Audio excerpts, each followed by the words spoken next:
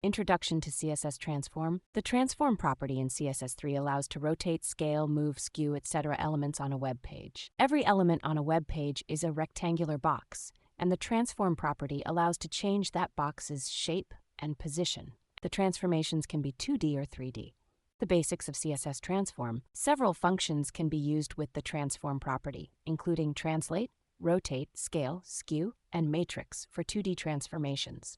For 3D transformations, translate 3D, rotate 3D, scale 3D, and matrix 3D functions are used. Each function has its own specific use and syntax. Translate function. The translate function moves an element from its current position to a new position. The new position is determined by the values given for the x-axis, left or right, and the y-axis, up or down. Example, transform, translate 50px 100px, moves the div 50px to the right and 100px down. Rotate function. The rotate function rotates an element clockwise or counterclockwise by a specified number of degrees.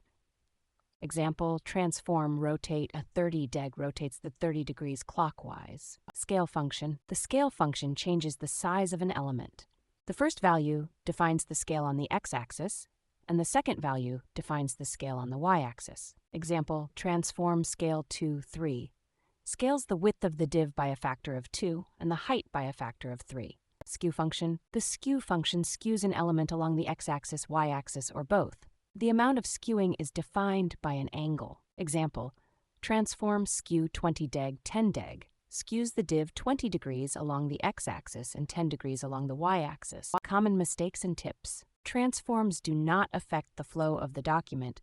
Other elements will not adjust their position to accommodate a transformed element. Always double-check your syntax and ensure you're using the correct function for the desired effect. Use the transform origin property to change the point about which a transformation is performed. Conclusion. Understanding the CSS Transform property opens up a world of possibilities for dynamic and interactive web design. Always test your transformations, and don't be afraid to experiment with different values and functions.